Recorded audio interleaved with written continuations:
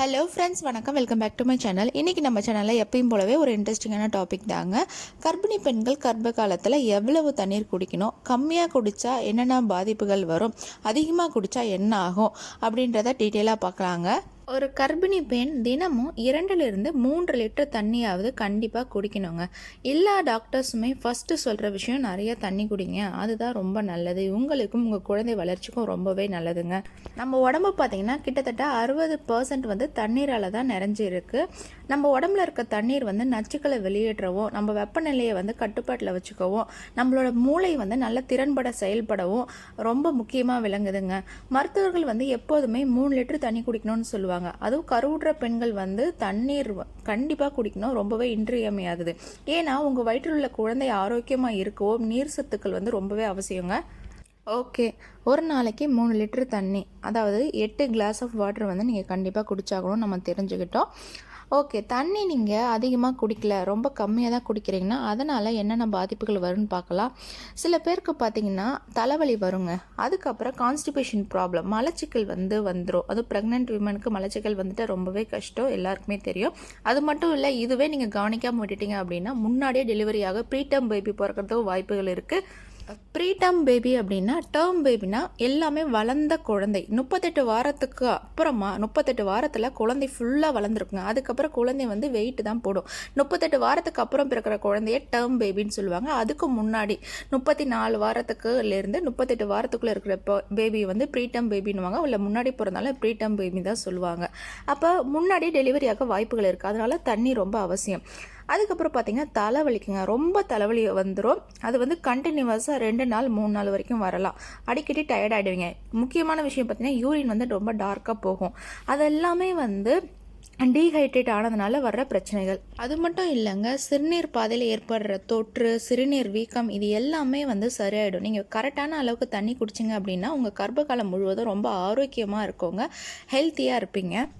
இப்போது நம்ம உடம்புல நீர் சத்து குறைவு இருக்குது அப்படின்னு நம்ம எப்படி தெரிஞ்சுக்கலான்னு பார்த்தீங்கன்னா, ஃபஸ்ட்டு வந்து நீங்கள் சிறுநீர் கழிக்கும்போது ரொம்ப அடர்த்தியான மஞ்சள் நிறத்தில் இருக்குங்க. அதை வச்சே உங்களுக்கு வந்து போதுமான அளவுக்கு தண்ணி இல்லை, பற்றாக்குறையாக இருக்குன்னு தெரிஞ்சுக்கிட்டு நீங்கள் அதிக அளவுக்கு குடிக்கணும். அதே மாதிரி காலையில் எழுந்ததும் வெறும் வயிற்றில் நீங்கள் தண்ணி குடிச்சிங்க அப்படின்னா உங்கள் உடம்புல உள்ள கழிவுகளை வெளியேற்ற ரொம்பவே இது உதவுங்க.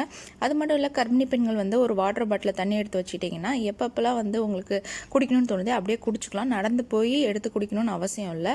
ஸோ முடிஞ்ச வரைக்கும் வாட்டர் பாட்டில் தண்ணீர் கொண்டுக்கிட்டு உங்கள் கூடவே வச்சுக்கோங்க. தண்ணி தாகம் எடுக்கும்பொழுது உட்கார்ந்து குடிங்க, அதுதான் ரொம்பவே நல்லது. அது மட்டும் இல்லை, தண்ணீர் குடிக்கும் பொழுது நேராக உங்கள் தொண்டையில் படுற மாதிரி குடிக்கூடாதுங்க. வாயில் வச்சு அதுக்கப்புறம் நீங்கள் அதை வந்து குடிக்கணும். அப்போ தான் வந்து அது வந்து ஒரு ஹெல்த்தியான குடிக்கிறதா அர்த்தம். ஸோ முடிஞ்ச வரைக்கும் வாயில் வச்சு அப்புறமா பொறுமையாக வந்து அதை முழுங்குங்க, ரொம்பவே நல்லது. ஒரு கர்ப்பிணி பெண் தண்ணீர் குடிக்கும் பொழுது என்னென்ன மாற்றங்கள் நிகழும் அப்படின்னு பார்த்தீங்கன்னா, தண்ணி வந்து ரொம்ப முக்கியம், நம்ம ஏற்கனவே சொல்லிட்டோம். நீங்கள் கரெக்டான அளவு தண்ணி குடிச்சிங்க அப்படின்னா அது கருப்பையில் இந்த கருவை சுற்றில ஆம்னியாட்டிக் திரவம் இருக்குது இல்லையா, அதுதாங்க கருவை பாதுகாக்குது.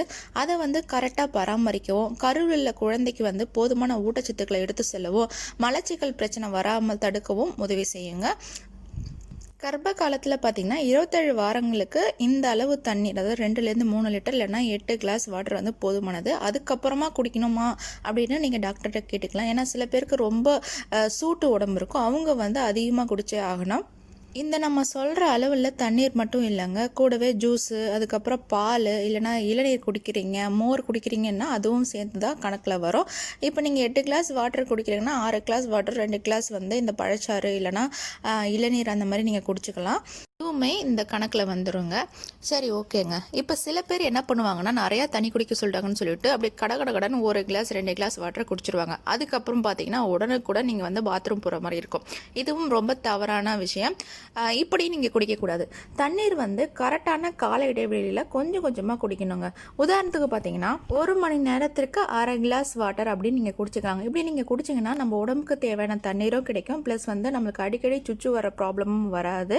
அதுக்கப்புறமா நீங்கள் அதிக அளவு தண்ணீர் குடிக்கும்போது என்ன ஆகும்னா, நீங்கள் குடித்த தண்ணீர் அப்படியே வெளில வந்துடலாம். அப்படி இல்லைனா உடலில் வந்து நஞ்சு வந்து அதிகமாக ஸ்டோர் ஆக ஆரம்பிச்சிடும். இப்போ நீங்கள் நிறையா தண்ணி குடிக்கிறீங்கன்னா பிளாடர் வந்து ரொம்பிடும். அதை வந்து இப்போ சுத்திகரித்து வேஸ்ட்டை தான் அனுப்புது இல்லையா, அதுக்கு டைம் இல்லாதனால அப்படியே அனுப்ப ஆரம்பிச்சிடும். அது வந்து உடலுக்கு ரொம்ப ரொம்ப தீங்கான விஷயம். அதனால் இந்த வீடியோவில் நம்ம என்ன தெரிஞ்சுக்கிட்டோம்னா, ஒரு நாளைக்கு 2லேருந்து 3 லிட்டர் ரொம்ப அவசியம். கிளாஸில் சொன்னீங்கன்னா 8 கிளாஸில் வந்து மினிமம். அதுக்கப்புறம் பார்த்தீங்கன்னா, இடைவெளியில் நீங்கள் குடிக்கணுங்க. ஒரேடியாக நிறையா தண்ணி குடிக்கக்கூடாது. 1 hour once, ½ an hour once கொஞ்சம் கொஞ்சமாக குடிக்கணும்.